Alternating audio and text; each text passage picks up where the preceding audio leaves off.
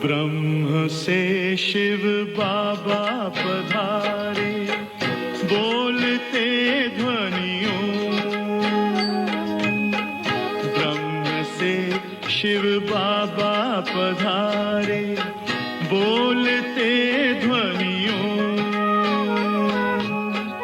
ब्रह्म मुख से मधुर वाणी, बोलते ध्वनियों। ब्रह्म से शिव बाबा पधारे, ओम ओम।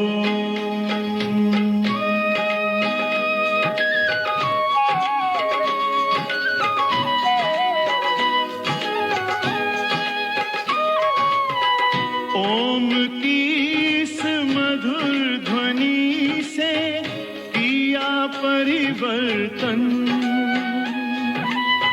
प्रेम शांति सिखा के बदला सभी का जीवन। आदि देव प्रजापिता श्री, बोलते ध्वनियों।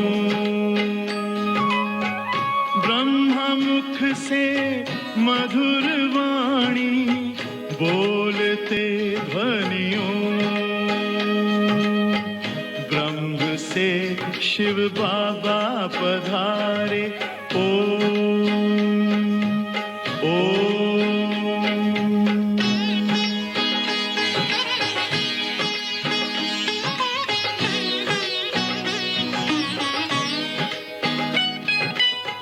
सोहनी सूरत मोहनी मूरत, ज्ञान के मोती।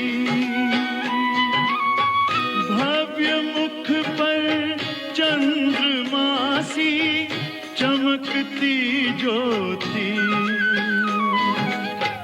दिव्य दर्शन दिव्य वाणी, बोलते ध्वनियों। ब्रह्म मुख से मधुर वाणी, बोलते ध्वनियों। ब्रह्म से शिव बाबा पधारे, ओम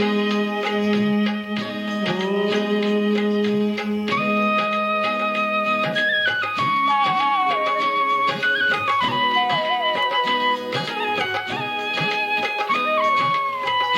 विश्व में थी पाप की जब घटा छाई, तब विभूति आप जैसी धरती पे आई। एक तार में बंध के सारे, बोलते ध्वनियों। ब्रह्म मुख से मधुर वाणी, बोलते ध्वनियों। ब्रह्म से शिव बाबा पधारे, बोलते ध्वनियों। ब्रह्म मुख से मधुर वाणी, बोलते ध्वनियों। ब्रह्म से शिव बाबा पधारे, ओम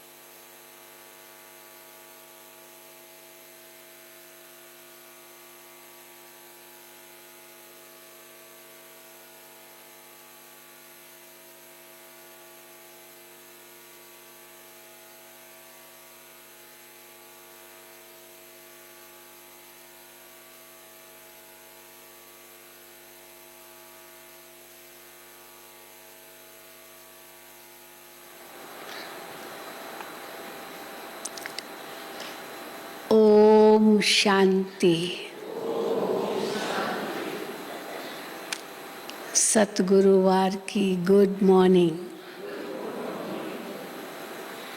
आज सतगुरु बाबा ने बहुत शिक्षाएं दी है, खास टीचर्स बहनों को।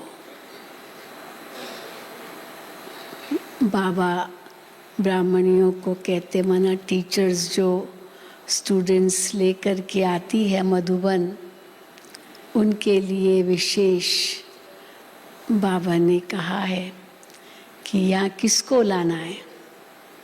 ऐसे ही नहीं चलो घूमने चलो, माउंट आबू घूमने चलो, ऐसे ही नहीं लाना है।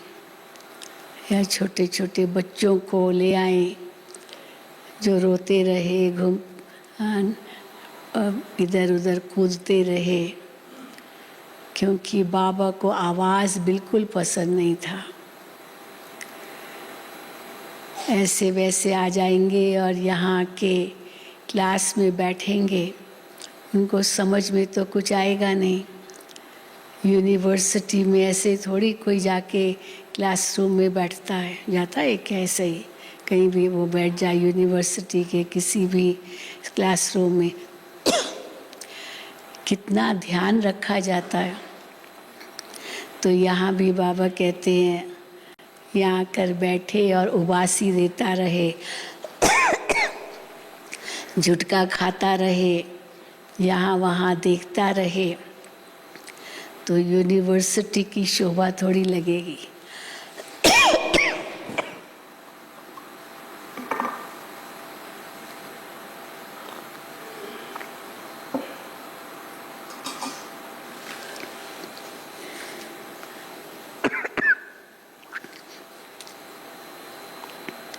इसलिए बाबा कहते हैं बच्चों को बहुत ध्यान देना है। बाबा को साइलेंस बहुत पसंद थी। बताते ना कि कोई घड़ी लाया था, बहुत सुंदर घड़ी थी, और उसमें हर घंटे वो चिड़िया बाहर आती थी और कुकू कुछ न कुछ जैसे बुलबुल बाहर आती है और आवाज़ करती थी। तो बाबा ने कहा ये भी आवाज़ क्यों, हटाओ यहाँ से, हटाओ। हाँ, हर घंटे घंटे करे। और समझो सभी 7 बजे बाबा ने मुरली शुरू की या चल रही है और 7 बजे 7 बार करे, तो बाबा ने बिल्कुल मना किया कि ऐसी चीज़ें क्लासरूम में भी नहीं लानी चाहिए।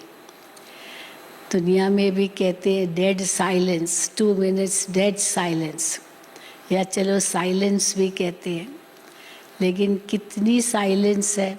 चलो मुख से तो कोई साइलेंस रखे भी, लेकिन मन में भी साइलेंस हो, वो तो किसी की होती नहीं। कितना मन भटकता है। तो आज बाबा ने बच्चों को बहुत सावधान किया है। माली फूल लाएंगे बागवान के पास, तो कैसे फूल लाएंगे, कितने खुशबूदार फूल लाएंगे, ऐसे वैसे थोड़ी लाएंगे। तो मधुबन में किसको लाना है। आज बाबा ने विशेष रूप से इस पर ध्यान खिंचवाया है। और दूसरा बाबा कहे किसी भी देहधारी के नाम रूप में नहीं फंसना है। देह का नाम रूप में अगर फंसे तो विकर्म बन जाएगा। यहाँ तक कि बाबा कहते थे ब्रह्मा बाबा के भी नाम रूप में नहीं फंसना है, मम्मा के नाम रूप में भी नहीं फंसना है, किसी के भी नाम रूप में नहीं फंसना। नाम रूप में फंसते कैसे पता चलता है, जब उनकी याद आती है, उसके बारे में सोचते हैं, उसको ही बार बार मन में लाते हैं। इसलिए बाबा कहते हैं देहधारियों को तो याद करना ही नहीं है, केवल मुझे याद करो। आज बाबा ने कितनी बार कहा है। सुनेंगे बाबा के महावाक्य। आज 16/6/2022 है। मीठे बच्चे, तुम्हें किसी भी देहधारी के नाम रूप में नहीं फंसना है। बहुत बड़ा डायरेक्शन है ये।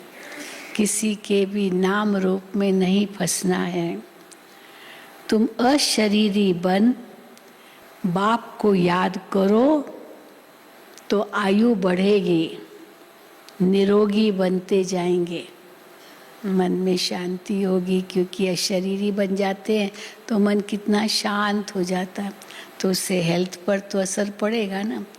चिंतित है, टेंशन में है, गुस्से में है, निराश है, नाराज है, कई मनोरोग है उसमें फंसे हुए हैं, तो शरीर पर भी उसका असर होता है। तुम्हें किसी भी देहधारी के नाम रूप में नहीं फंसना है। तुम अशरीरी बन बाप को याद करो तो आयु बढ़ेगी, निरोगी बनते जाएंगे। प्रश्न है, सेंसिबल बच्चों की मुख्य निशानियां क्या होगी? समझदार बच्चे किसको कहेंगे? आज बाबा ने उसकी क्वालिटीज बताई है। सेंसिबल बच्चों की मुख्य निशानियां क्या होगी? उत्तर, जो सेंसिबल होंगे, समझदार होंगे, वो पहले स्वयं में धारणा कर फिर दूसरों को कराएंगे। पहली बात, वे स्वयं में धारणा कर फिर दूसरों को कराएंगे। बादल भरकर जाए वर्षा करेंगे। मधुबन में आते हैं बादल भरने, ज्ञान सागर के पास, तो जहाँ यहाँ आकर बादल भरे और फिर जाके वर्षा करनी है। पढ़ाई के समय उबासी नहीं लेंगे, उबासी नहीं लेंगे समझदार बच्चे। ये ब्राह्मणों की रिस्पॉन्सिबिलिटी है। यहाँ उन्हों को लेकर आना है जो रिफ्रेश होकर जाए फिर वर्षा करे।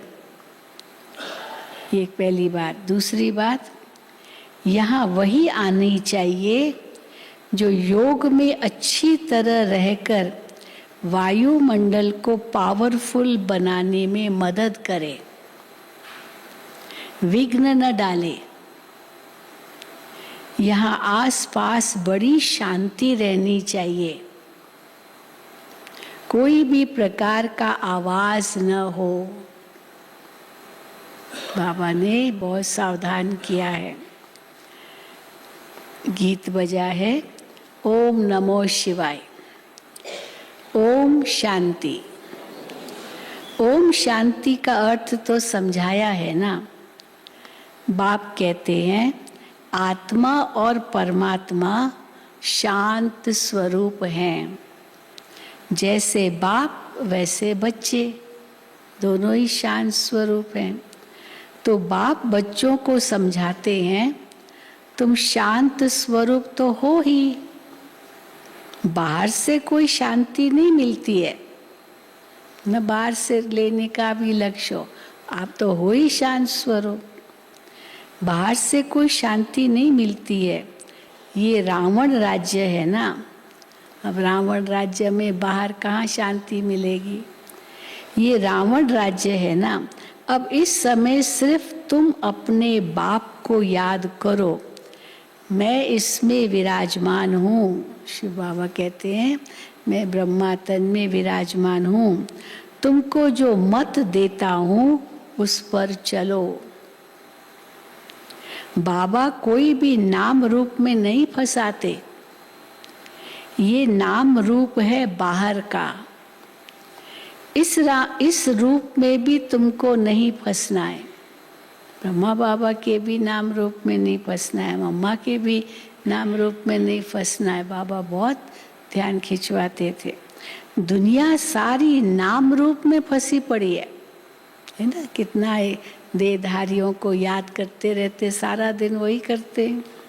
दुनिया सारी नाम रूप में फंसाती है, खुद भी फंसी हुई है और दूसरों को भी फंसाती है। बाबा कहते हैं इन सब के नाम रूप हैं, हाँ, जिनके भी ये सब के नाम रूप हैं, इनको याद नहीं करो।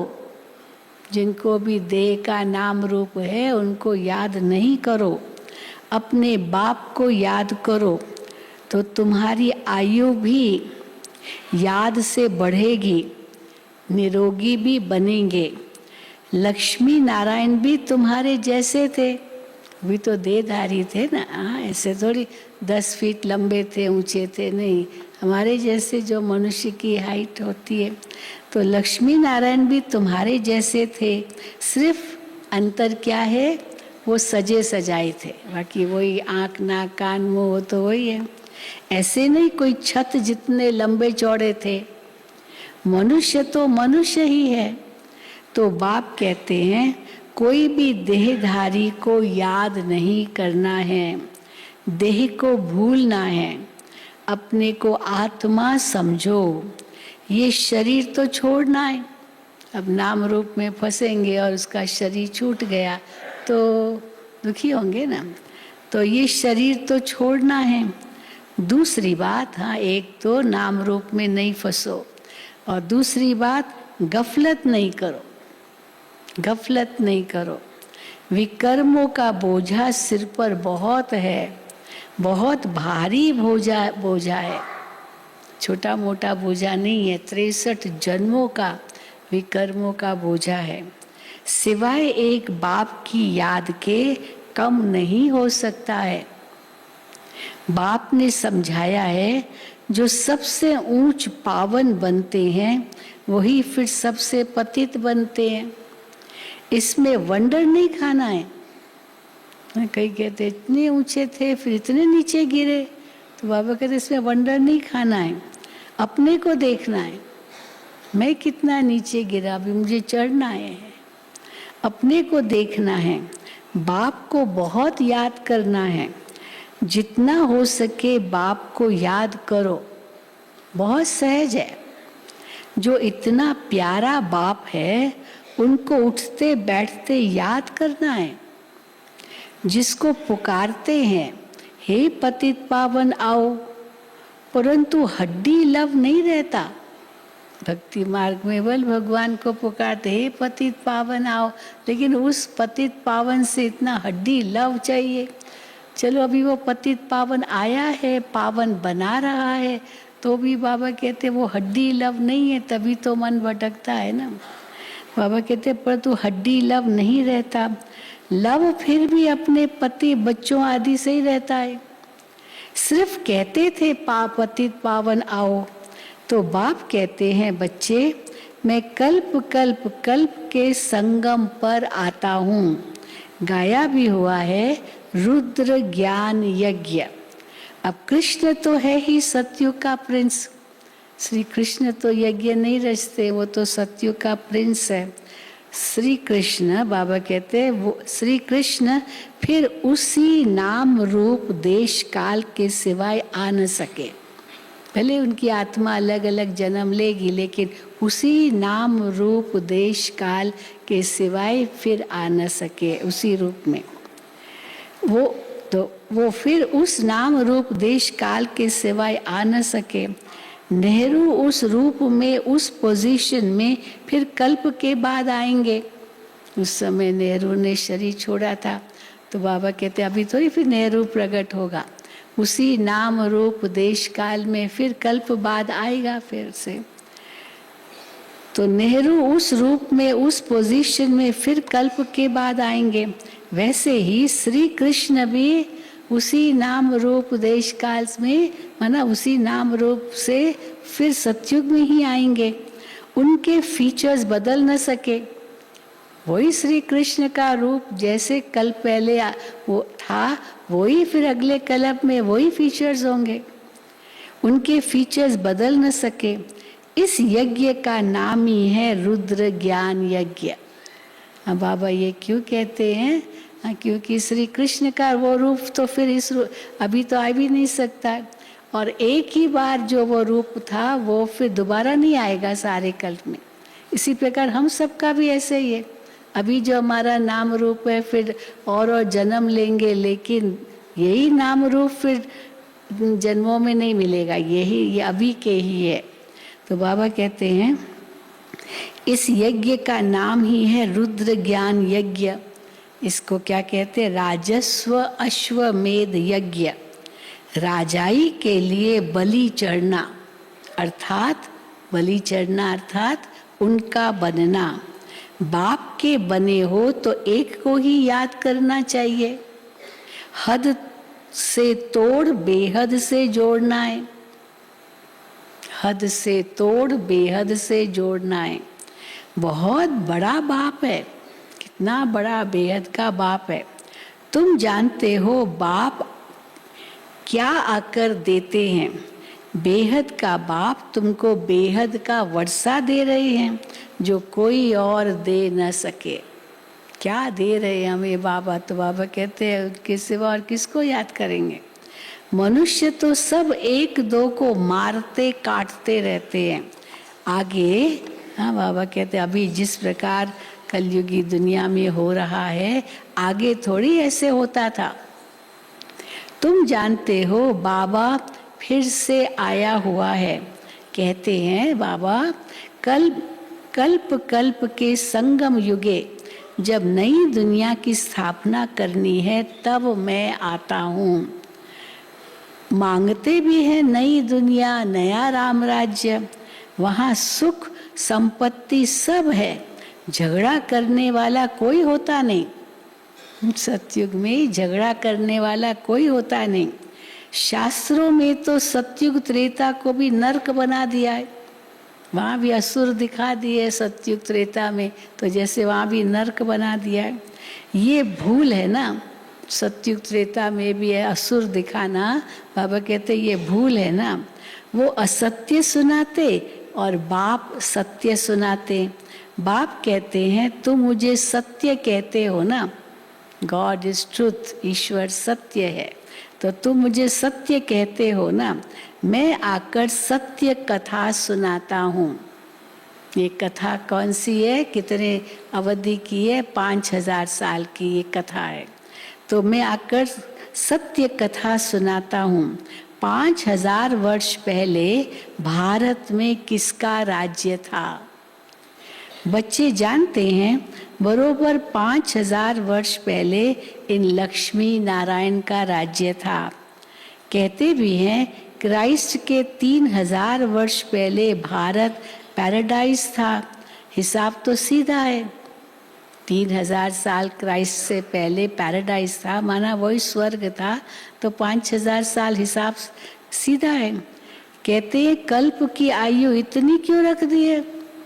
5000 साल, ये तो लाखों करोड़ों अरबों की आयु है। ये तो दुनिया तो अरबों साल से है। ये तो ऐसे कल्प की आयु आपने इतनी थोड़ी कैसे रख दी है 5000 साल? तो बाबा कहते हैं कल्प की आयु इतनी क्यों रख दी है? लोग कहते हैं अरे हिसाब करो ना। क्या हिसाब करो?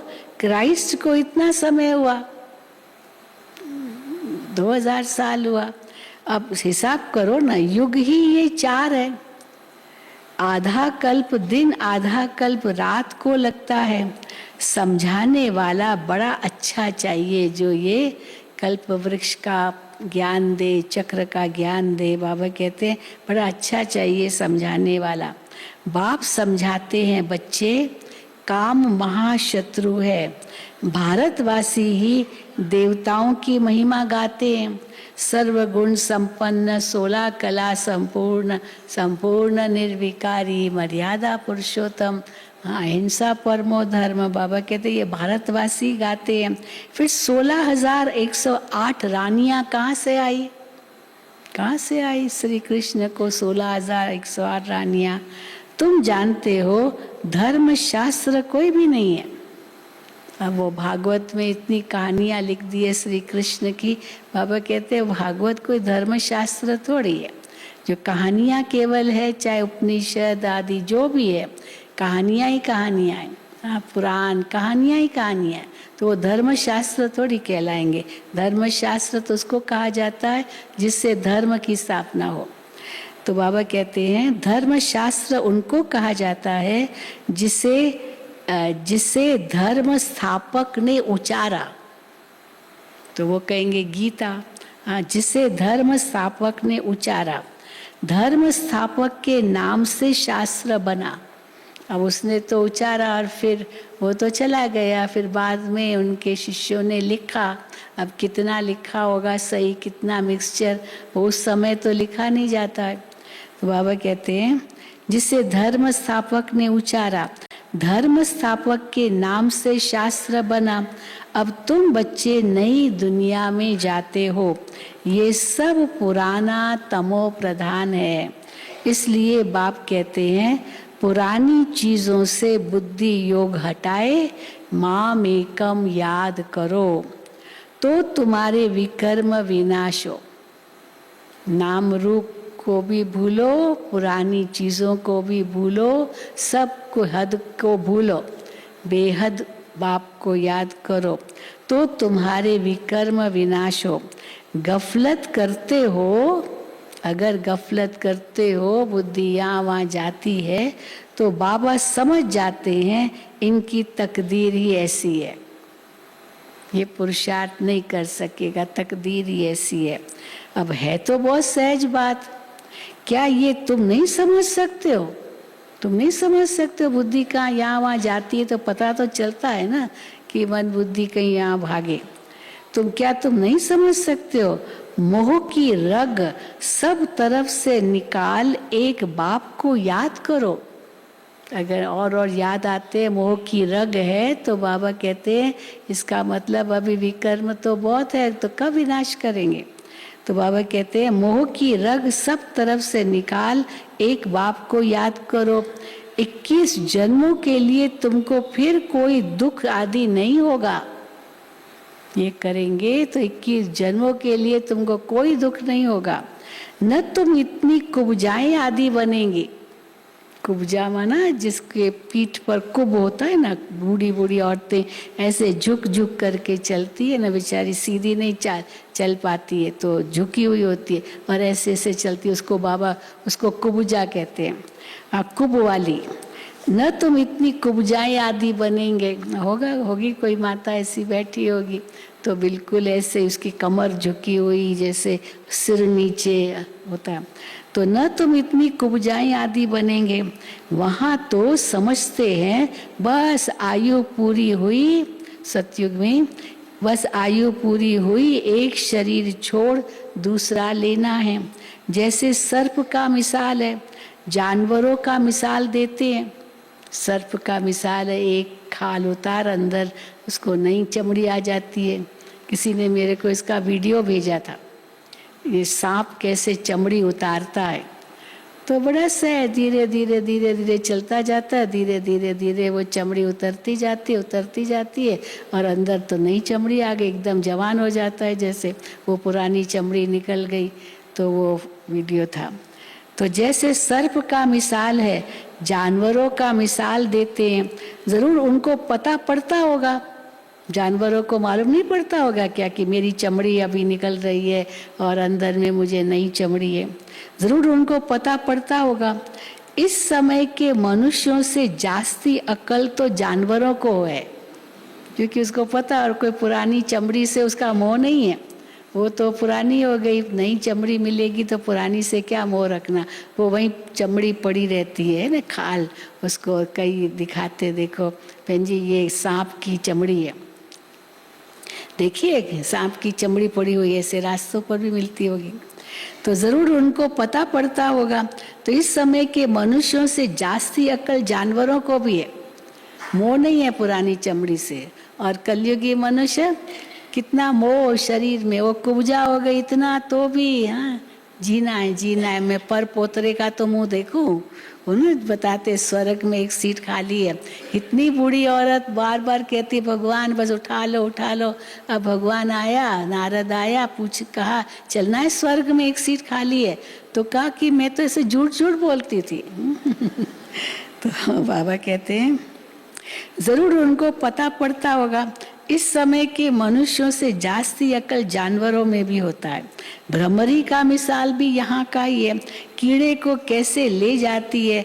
अब तुम्हारे सुख के दिन आ रहे हैं। बच्चियाँ कहती है हम पवित्र रहते हैं, इसीलिए मार बहुत खानी पड़ती है। सुख के दिन तो आएंगे, लेकिन अभी पति की मार खानी पड़ती है, इसलिए मार बहुत खानी पड़ती है। तो बाबा क्या कहेंगे उनको, हाँ बच्चे कुछ तो सहन करना ही है, अब हिसाब किताब है तो कुछ तो सहन करना ही है।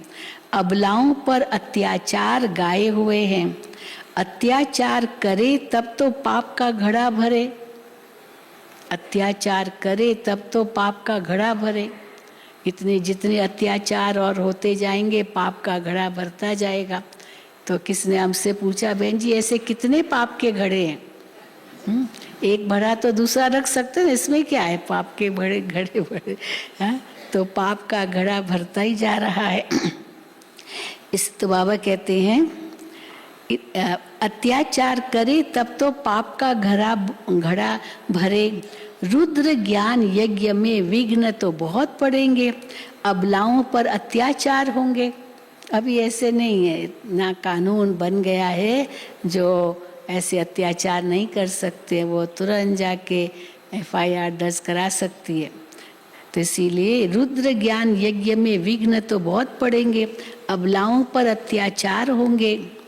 ये शास्त्रों में भी गायन है, अबलाओं पर अत्याचार। बच्चियां कहती है, बाबा आज से 5000 वर्ष पहले आपसे मिले थे, स्वर्ग का वर्षा लिया था, महारानी बने थे।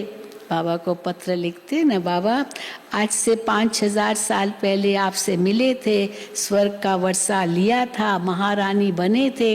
अब बाबा उनको क्या जवाब लिखते? बाबा कहते हाँ बच्ची, इतना पुरुषार्थ भी तो करना है।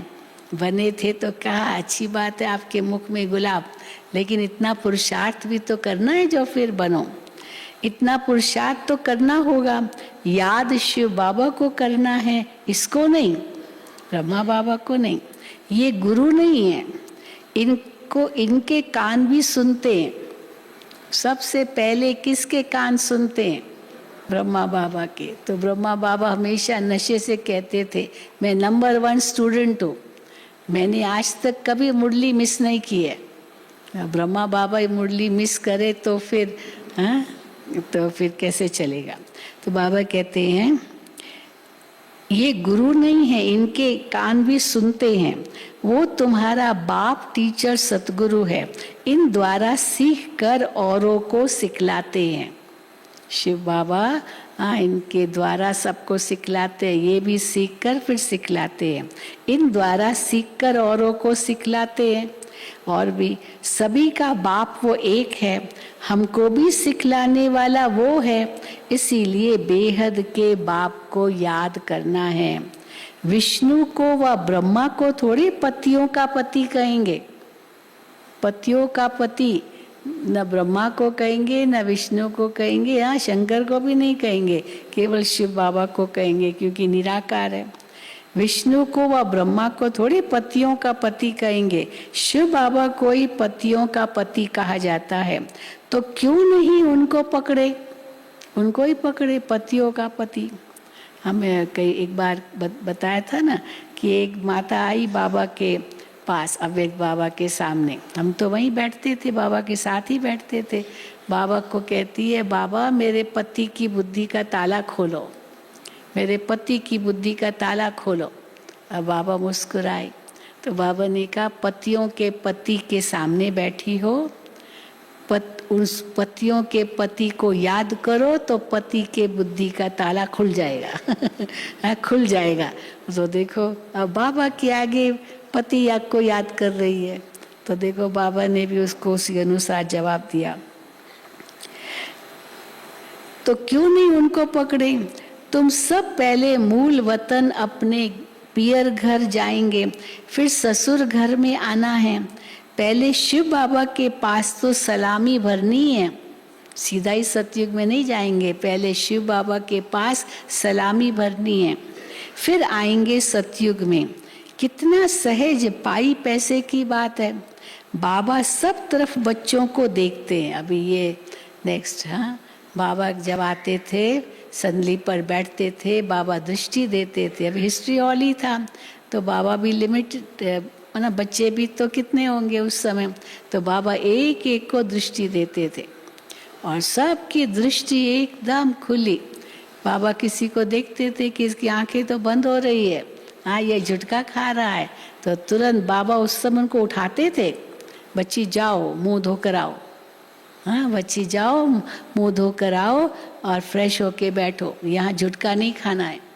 तो देखो बाबा क्या कहते हैं, बाबा सब तरफ बच्चों को देखते हैं, कहाँ कोई झुटका तो नहीं खाते हैं।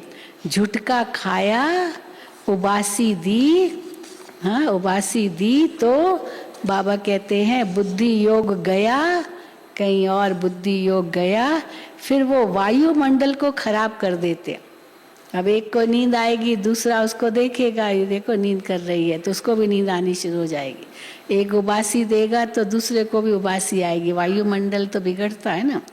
तो बुद्धि योग गया, फिर वो वायुमंडल को खराब कर देते हैं, क्योंकि बुद्धि योग बाहर भटकता है ना। तब बाबा हमेशा कहते हैं बादल ऐसे ले आओ जो रिफ्रेश होकर जाए, वर्षा करे। बाकी क्या आकर करेंगे, या मधुबन में आएंगे खाली घूमने के लिए थोड़ी आते हैं, क्या आकर करेंगे, बादल भरने के लिए आते हैं। ले आने वाले पर भी रेस्पॉन्सिबिलिटी है। कौन सी ब्राह्मणी सेंसिबल है जो भरकर जाए, वर्षा करे, ऐसे को लाना है। बाकी को लाने से फायदा ही क्या। सुनकर धारणा कर, फिर धारणा करानी है, मेहनत भी करनी है। जिस भंडारी से खाते हैं काल कंटक दूर हो जाते हैं, तो यहाँ वो आने चाहिए जो योग में भी अच्छी रीति रह सके, नहीं तो वायुमंडल को खराब कर देते हैं। छोटे छोटे बच्चों को माताएं लाती थी, बाबा को पसंद नहीं आता था। हाँ छोटे छोटे बच्चे क्लास में बिठा देती थी, अभी वो बच्चा रोने लगता था बाबा की मुरली के समय, तो बाबा कहते थे छोटे बच्चे को क्यों लाए, मधुबन में ही लाना। चलो मधुबन में लाना ही पड़ा, और कोई संभालने वाला नहीं है तो क्लासरूम में तो मत लाओ। तो बाबा बहुत ध्यान खिंचवाते थे, तो नहीं तो वायुमंडल को खराब कर देते। इस समय और ही खबरदार रहना है। फोटो आदि निकालने की भी बात नहीं, बाबा को फोटो ही पसंद नहीं आते थे। बहुत बाबा कहे बाबा फोटो फोटो फोटो, यहाँ तो अभी तो एकदम पता नहीं क्या क्रेज हो गई है, एक खड़ी रहेंगे बहन जी फोटो फोटो फोटो, वो हर एक फोटोग्राफर बन गया है मोबाइल में फोटो, भले वो ठीक आए ना आए, बस क्रेज है फोटो।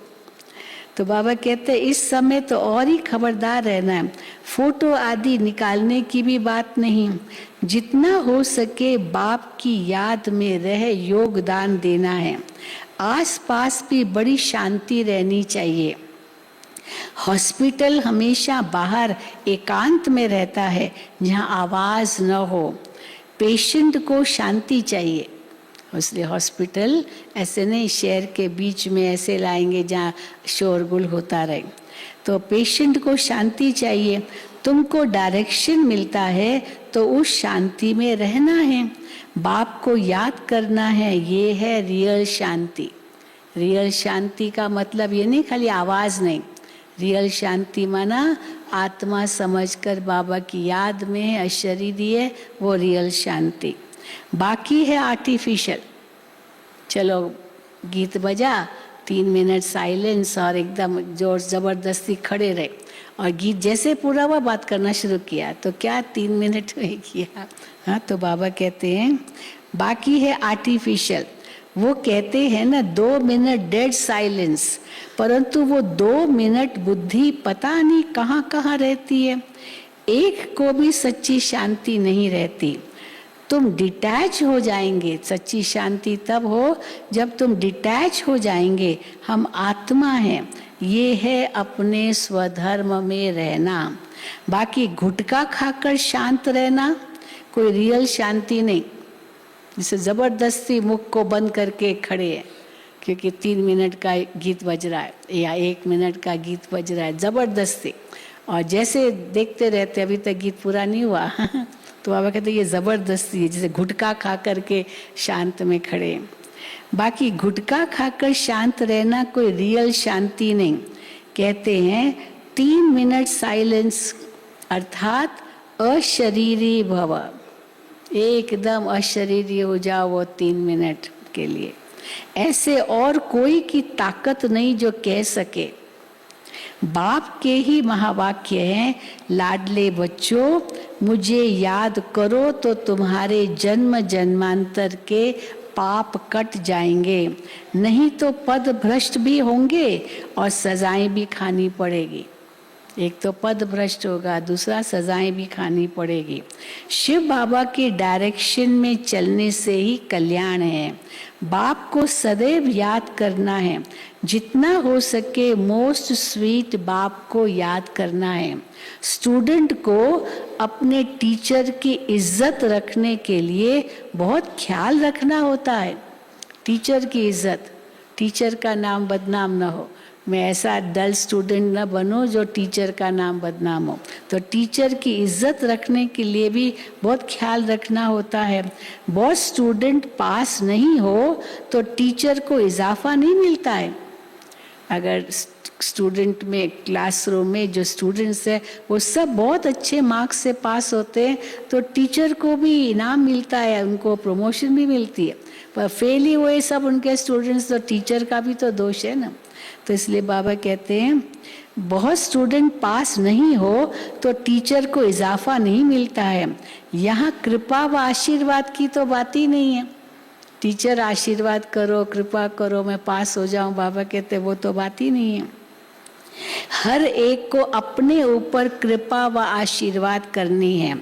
स्टूडेंट अपने ऊपर कृपा करते हैं। कैसे करते हैं अपने ऊपर कृपा? स्टूडेंट टीचर नहीं करेंगे, हाथ रखेंगे, हाँ तुम पास हो जाओगे। तो कैसे स्टूडेंट्स अपने ऊपर कृपा करते हैं? मेहनत करके। मेहनत करेंगे तो अपने ऊपर कृपा करेंगे। ये भी पढ़ाई है, जितना योग लगाएंगे उतना विकर्मा जीत बनेंगे, ऊंच पद पाएंगे, याद से एवर निरोगी बनेंगे। मन मना भव, अब ये किसने कहा मन मना भव? ये कृष्ण थोड़ी कह सकता है। श्री कृष्ण कहेगा क्या मन मना भव, मन को मेरे में लगाओ? नहीं, ये ऐसे कृष्ण थोड़ी कह सकेंगे। ये तो निराकार बाप ही कहते हैं विदेही बनो, अशरीरी बनो, मुझे याद करो, क्योंकि स्वयं अशरीरी है। ये है ईश्वरीय बेहद का परिवार। हम सब कौन है? ईश्वरीय बेहद के परिवार में माँ बाप भाई बहन है बस। माँ बाप भाई बहन है बस, और कोई संबंध नहीं। और सभी संबंधों में तो चाचा मामा काका रहते हैं, यहाँ है ही भाई बहन का संबंध। हमने तो देखा था हमारी दादियाँ इतनी न्यारी हो गई थी मामा चाचा काका के संबंधों से। कोई आता था ना, बाबा ये दीदी दादी ये मेरे फलाने की फलानी है फलानी। दादी कहती थी ये लौकिक संबंध हम नहीं जानते बस हम तो कहेंगे मेरे भाइयों और बहनों। तो इसीलिए दादियाँ तो कभी लौकिक में गई नहीं, एक बार छोड़ा तो छोड़ा, खत्म। वो लौकिक संबंध समझती भी नहीं थी। कहती थी ये मामा के फलाने की, उनकी ससुर का, उनका देवर का, फलाने का, कहती थी ये सब बातें नहीं सुनाओ। तो देखो बाबा कहते हैं यहाँ तो बस है ही भाई बहन का संबंध। ऐसा कभी होता नहीं सिवाय संगम के, और कोई संबंध नहीं है यहाँ। बस भाई बहन और माता पिता, और कोई संबंध नहीं। ये केवल संगम पर ही होता है। जबकि हम माता पिता से वर्षा लेते हैं, सुख घनेरे लेते हैं ना। रावण राज्य में है दुख घनेरे, राम राज्य में है सुख घनेरे। जिसके लिए तुम पुरुषार्थ करते हो, जितना जो पुरुषार्थ करता है वो कल्प कल्प के लिए सिद्ध हो जाता है, वही फाइनल हो जाता है। कल्प कल्प के लिए सिद्ध हो जाता है वो पुरुषार्थ। प्राप्ति बहुत भारी है। जो करोड़पति पदमपति है उनका तो सब पैसा मिट्टी में मिल जाना है। थोड़ी लड़ाई लगने दो तो देखना फिर क्या होता है। बाबा सावधान करते, थोड़ी लड़ाई लगने दो तो देखना फिर क्या होता है। बाकी कहानी है तुम बच्चों की, जो सारी कहानी है सारे कल्प की वो तुम बच्चों की है, 84 जन्मों की कहानी। सच्ची कहानी सुनकर तुम बच्चे सचखंड के मालिक बनते हो। ये तो पक्का निश्चय है ना, हम सच्ची कहानी सुनकर सचखंड के मालिक बनते हैं। निश्चय बिगर तो कोई आ नहीं सकता यहाँ। तुम बच्चों को कोई गफलत नहीं करनी चाहिए। बाप से पूरा वर्षा लेना है। जैसे कौन ले रहे हैं? जैसे मम्मा बाबा ले रहे हैं। मम्मा बाबा ने पूरा वर्षा लिया शिव बाबा से, तो मम्मा बाबा की तरह पूरा वर्षा लेना है।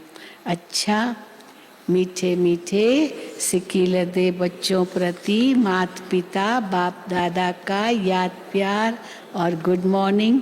रूहानी बाप की रूहानी बच्चों को नमस्ते।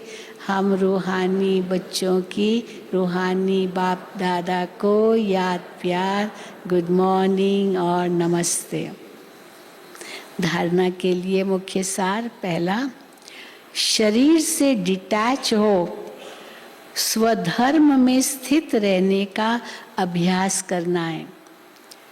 शरीर से डिटैच हो स्वधर्म में स्थित रहने का अभ्यास करना है। जितना हो सके मोस्ट बिलवेड बाप को याद करना है। जितना हो सके मोस्ट बिलवेड बाप को याद करना है। मोह की रग सब तरफ से निकाल देनी है। मोह की रग सब तरफ से निकाल देनी है। दूसरा, पढ़ाई पर पूरा ध्यान दे, अपने ऊपर आपे ही कृपा व आशीर्वाद करनी है। पढ़ाई पर पूरा ध्यान दे, अपने ऊपर आपे ही कृपा व आशीर्वाद करनी है।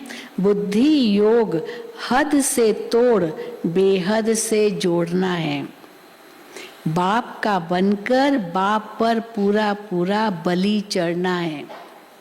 बुद्धि योग हद से तोड़ बेहद से जोड़ना है। बाप का बनकर बाप पर पूरा पूरा बलि चढ़ना है।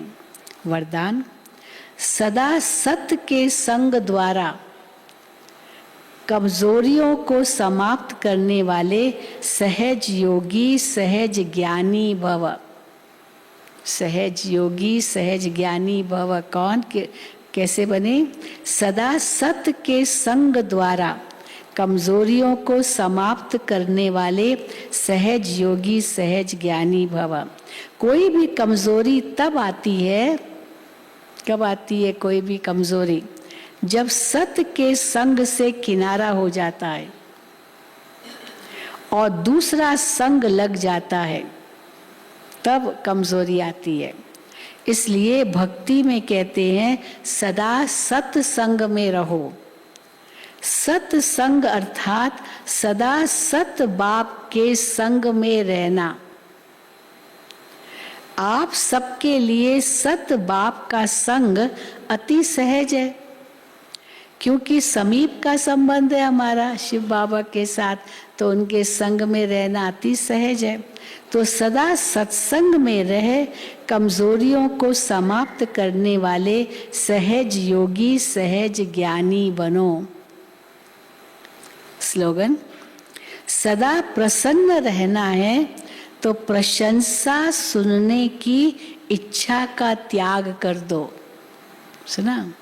सदा प्रसन्न रहना है, खुश रहना है तो प्रशंसा सुनने की इच्छा का त्याग कर दो।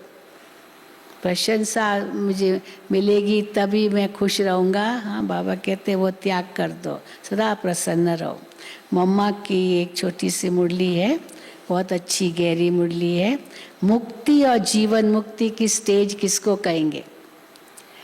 मुक्ति और जीवन मुक्ति दोनों स्टेज अपनी अपनी है, एक ही चीज नहीं है मुक्ति और जीवन मुक्ति। अब जब हम मुक्ति अक्षर कहते हैं तो मुक्ति का अर्थ है आत्मा शरीर के पार्ट से मुक्त है। गोया आत्मा का शरीर सहित इस सृष्टि पर पार्ट नहीं है, तब कहेंगे मुक्त है।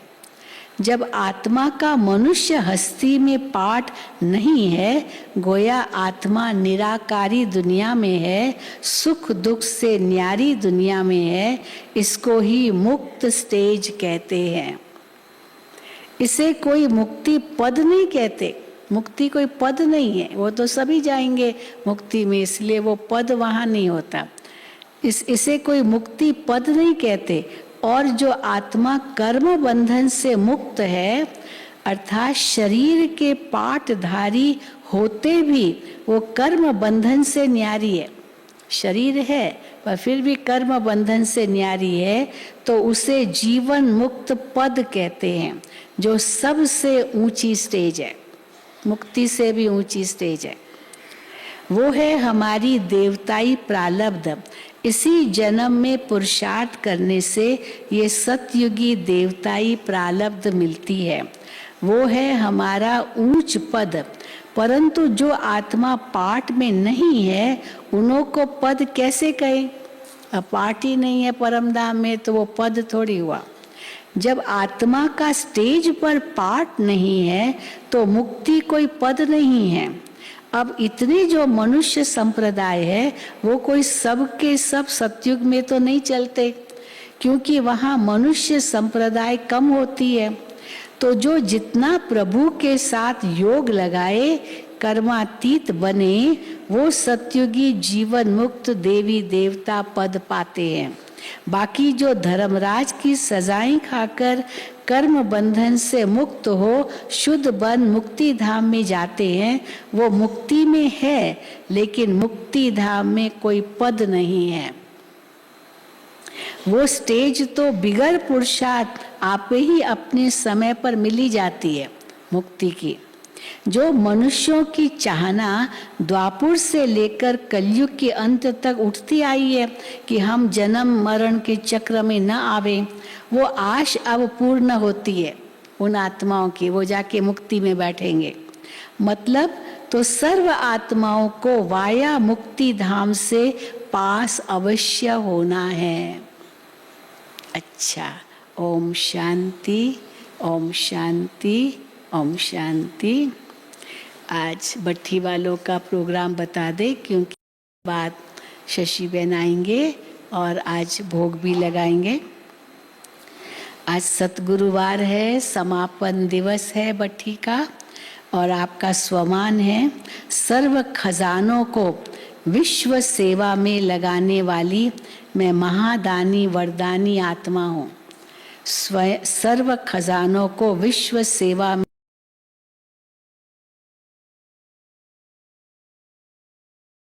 10 से 11:30 का क्लास रामनाथ भाई कराएंगे, सर्व खजानों को जमा करने की विधि। और फिर 12 से 1 का क्लास इंदिरा बहन कराएंगे, मत्स्य अवतार और मनु महाराज। संडे की मुरली में था ना मत्स्य अवतार की बात, मछली की बात, तो मत्स्य अवतार और मनु महाराज, मनु की बात। और शाम को 5 से 5:15, 5 और 5:15 के बीच में सभी भाई बहनें पांडव भवन के पीछे वाले गेट पर एकत्रित हो, नक्की लेक की सैर करके बाबा की पहाड़ी पर जाएंगे। अगर मौसम अच्छा हुआ तो, हाँ मौसम अच्छा हुआ, बारिश नहीं है तो ज़रूर आप जाएंगे, लेकिन अगर बारिश है तो फिर यहाँ ही योग करेंगे। अच्छा, ओम शांति, ओम शांति। और आप सबको ये भी खुशखबरी बताते हैं कि कल से नीचे संत सम्मेलन है, परसों से 18 तारीख से, और कई स्थानों से संत महात्माएं आ रहे हैं, वो फिर आपको डिटेल आगे बताएंगे। ओम शांति, ओम शांति। आज सतगुरुवार है, हम सब मिलकर के बाबा के पास वतन में जाएंगे, बाबा को भोग स्वीकार कराएंगे, और भोग के बाद बाबा जो सुनाएंगे वो आप सुनेंगे। उसके बाद 5 लाइन में अमृत होगा, 2 लाइनें भाइयों की और 3 लाइनें बहनों की होंगी, और बहनों से विशेष भाई तो थोड़े हैं, वो लाइन में आराम से आ जाते हैं क्योंकि माताएं हमारी बहुत हैं और सबको लगता है हम जल्दी जल्दी अमृत पिए, लेकिन जितना प्यार से बैठे रहेंगे उतना बाबा वरदान देते रहेंगे। तो जल्दी जल्दी किसको नहीं करना है। 3 लाइन लगेंगी, एक लाइन यहाँ, एक लाइन यहाँ, एक लाइन यहाँ। साउंड के तरफ कोई भी लाइन नहीं आएगी। यहाँ ये जो माइक वाले बैठे हैं ना, ये जाने का रास्ता है, आने का नहीं है। ये जाने का रास्ता है, आने का नहीं। अगर कोई यहाँ पर खड़ा भी होगा ना, उसको सबसे लास्ट में बिठा देंगे ताकि वो प्यार से बाबा को याद। माइक चल रहा, अच्छा ठीक है, बता दिया है, ताकि सब प्यार से बाबा को याद करेंगे, कोई आवाज़ नहीं करेगा। और बीच में सारे नहीं खड़े होंगे, थोड़े थोड़े खड़े होंगे ताकि आप आराम से बाबा की याद में अमृत स्वीकार करेंगे। और मधुबन की 2 बहनें और राजकोट की 3 टीचर बहनें अमृत पिलाने के लिए भोग के संदेश के बाद स्टेज पर आएंगे। और कल तो टीचर्स बहनों ने अपने भाई बहनों के लिए टोली तो ले ली है, लेकिन सेंटर की टोली टीचर्स बहनों ने नहीं लिया ना। सेंटर की टोली, सेंटर केवल भट्ठी की टीचर बहनें, बाहर की टीचर बहनें नहीं, जो नीचे से 1 दिन के लिए आई हैं। भट्ठी की टीचर बहनें 10 से 11 के बीच में, 10 से 11 के बीच में टोली डिपार्टमेंट से सेंटर की टोली ले लेंगे। और अभी हम सब चलते हैं वतन में प्यारे बाबा के पास, बाबा को भोग स्वीकार कराएंगे। भोग के बाद बाबा जो कहेंगे वो सुनेंगे। और उसके बाद 5 लाइन में अमृत होगा, 2 लाइनें भाइयों की और 3 लाइनें बहनों की। ओम शांति।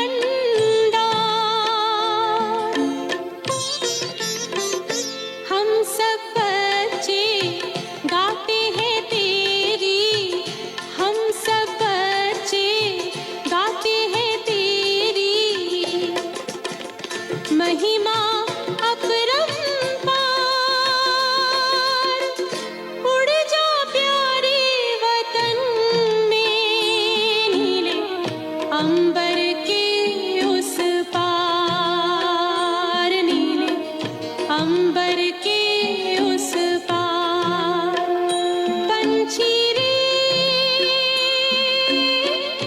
उड़ जा प्यारे वतन में, नीले अंबर के उस पार, नीले अंबर के उस पार, हो नीले अंबर के उस पार, नीले।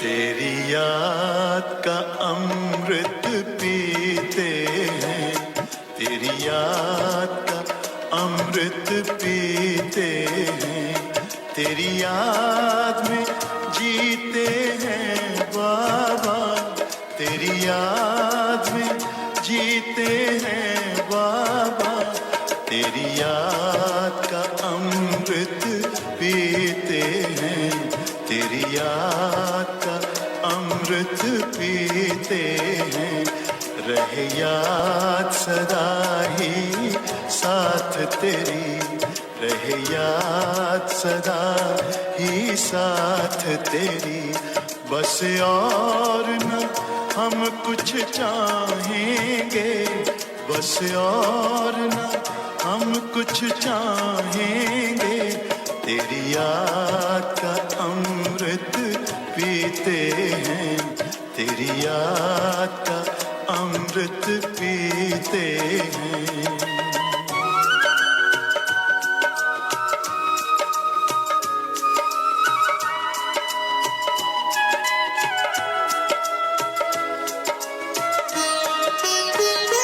जो पल बीते तेरी यादों में, जो पल बीते तेरी यादों में, वो पल अविनाशी होते हैं, वो पल अविनाशी होते हैं, हर पल को सफल बना देंगे, हर पल को सफल बना देंगे, तेरी याद कभी ना छोड़ेंगे, तेरी याद कभी ना छोड़ेंगे, तेरी याद का अमृत पीते हैं, तेरी याद का अमृत पीते हैं।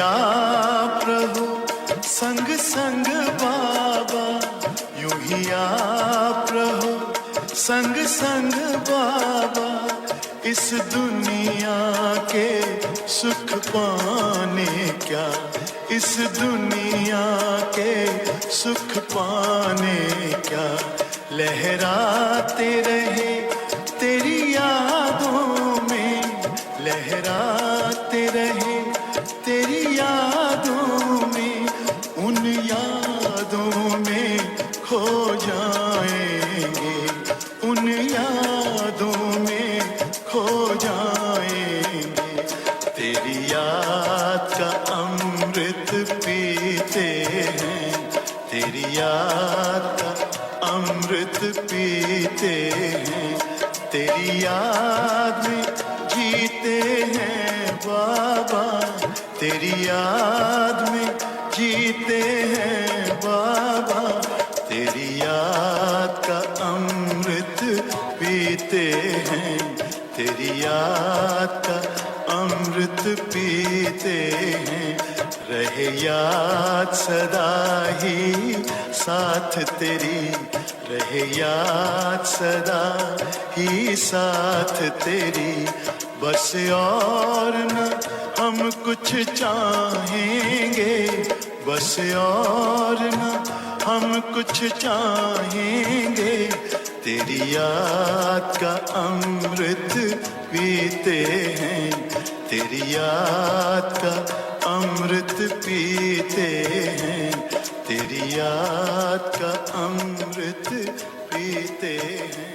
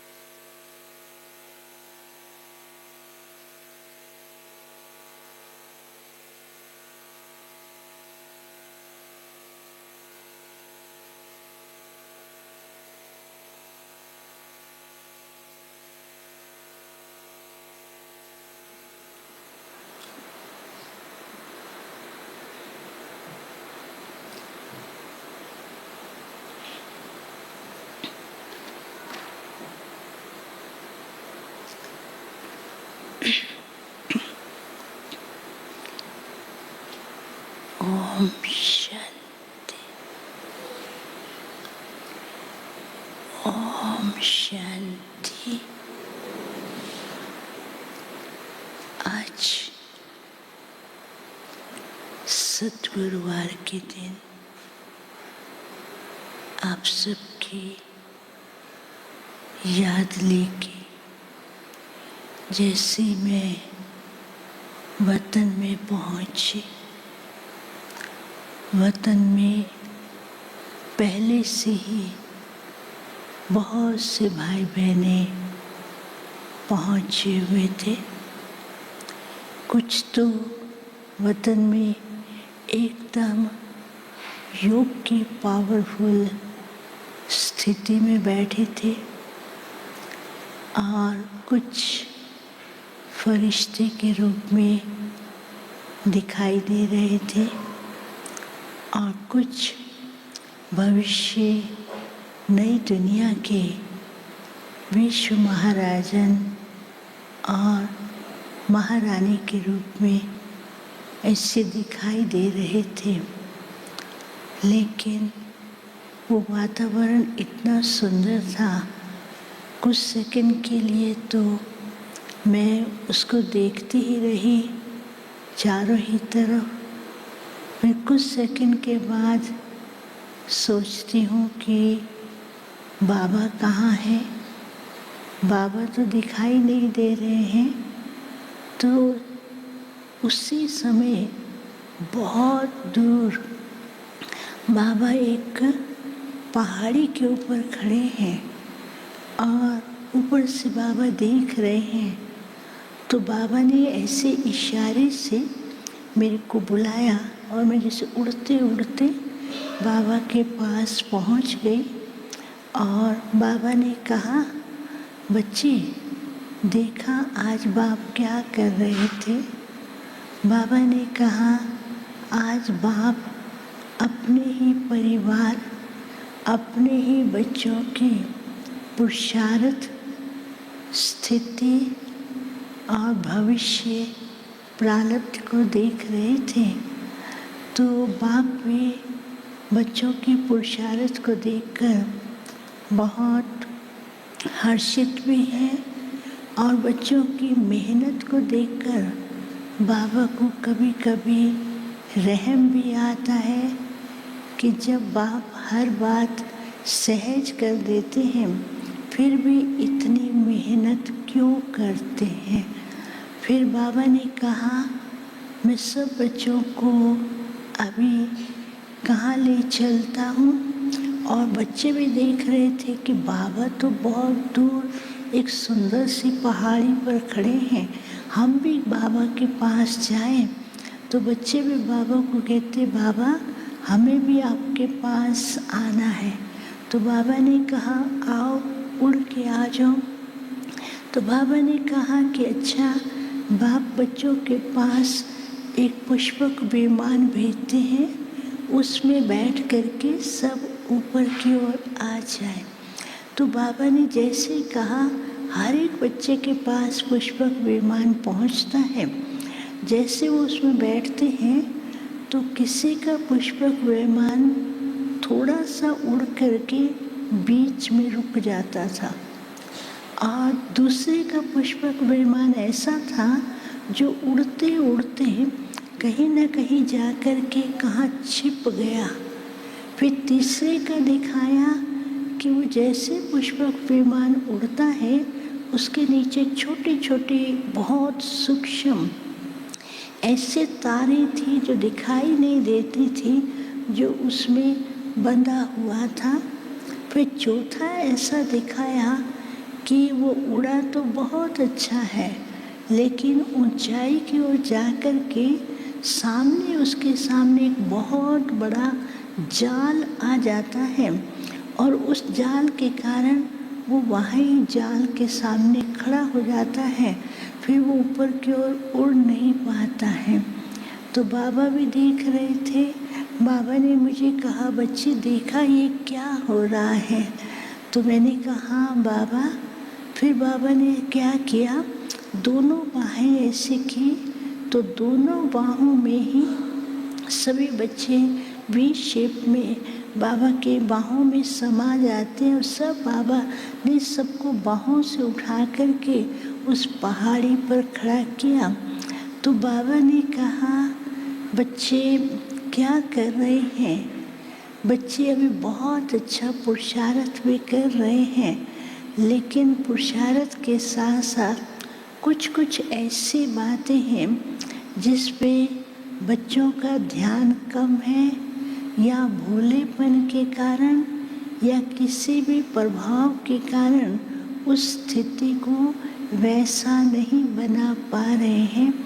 तो बाबा ने कहा एक तो बच्चों के अंदर कई बातों में बुद्धि के अंदर लीकेज आ जाता है। वे सुन करके उसको भूल जाते हैं, उसका मनन नहीं करते हैं। जो कुछ मिला वो उसका खाली होते जाते हैं, तो जिसको बाबा कहते लीकेज होता जाता है। दूसरा बाबा ने कहा कई कई बच्चे ऐसे हैं अपनी स्थिति को बनाते हुए उसमें कई बातों को मिक्स कर देते हैं, जिसमें मिक्सचरिटी का संस्कार उनका पक्का हो जाता है। कितना भी बाप जिस बात को समझाते हैं, बाबा हमेशा कहते हैं बच्चे हमेशा एक बाप को सामने देखो और बातों को, बाहरी बातों को लेकर के उसमें मिक्स और कंपेयर करते हैं, जिसके कारण स्थिति पावरफुल होते हुए भी डाइवर्शन की ओर चली जाती है।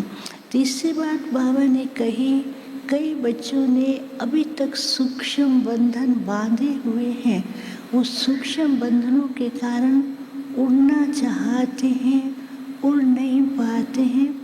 फिर चौथी बात बाबा ने कही कि कई बच्चों ने बंधन तो तोड़ दिए हैं, लेकिन चलते चलते कोई न कोई बात का ऐसा प्रभाव होता है और वो माया के प्रभाव के कारण नए नए बंधनों को जोड़ते रहते हैं और वो बंधन उनके पुरुषार्थ के सामने माया का जाल एक ऐसा जाल बन जाता है।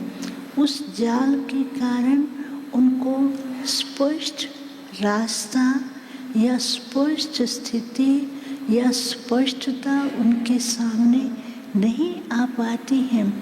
तो बाबा ने कहा अभी बाप क्या चाहते हैं कि बच्चे पुरुषार्थ की लगन में बहुत अच्छे हैं, लेकिन अपनी स्थिति को ऐसा पावरफुल जिसके अंदर कोई बाहरी प्रभाव की छाया का भी असर ना हो, बाहरी हवा के झोंके का या जैसे आजकल कोई ना कोई प्रकार का वायरस है, तो बाहरी संकल्पों के वायरस का भी उसके ऊपर प्रभाव न पड़े, उसके लिए एक तो बाबा को सामने रखें, और समय को सामने रखेंगे तो स्थिति भी पावरफुल, वैराग्य वृत्ति बनेगी और ध्यान रहेगा कि अभी समय तीव्र गति की ओर है और समय बीच बीच में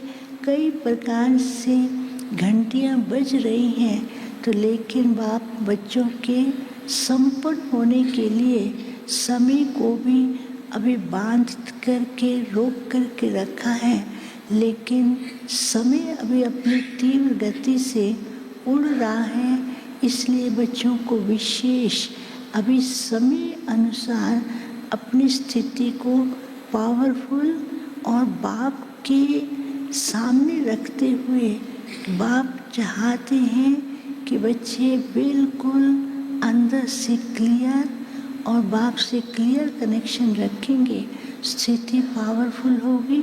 और समय तो क्या, बच्चे समय से पहले ही अपने को संपन्न बना करके बाप को प्रत्यक्ष कर सकेंगे। फिर तो बाबा ने फिर बच्चों को बुलाकर बहुत प्यार कर रहे थे, वरदान भी दे रहे थे। बाबा ने कहा सब लाडले बच्चे हैं, बाप को भी बच्चों पर नाज है। फिर बाबा को भोग स्वीकार कराया और बाबा ने सबको याद दिया, ओम शांति शांति।